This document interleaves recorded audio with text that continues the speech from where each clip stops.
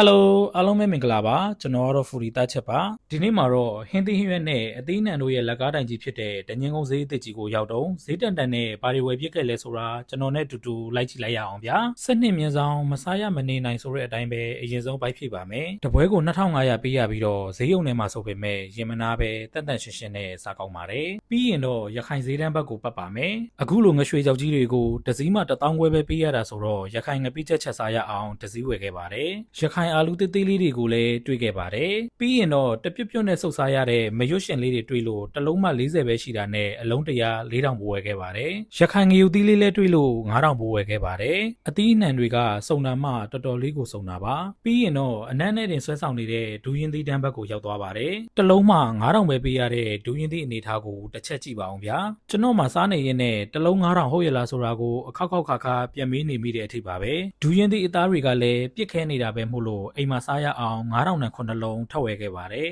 ဒီလိုကစုံရွက်အကြီးကြီးတွေကိုလည်းတစ်စီးမှ900ပဲပေးရပါတယ်အသွားမှာတော့တက်ကြွတဲ့ချက်ဖဖြစ်နေပြီးအပြန်ကြတော့တံမြာသီးတွေပါကောက်ရှူရတဲ့အထိပါပဲဝယ်ချင်တာတွေလည်းဝယ်ပြီးပြီမို့ပြန်มาတော့မယ်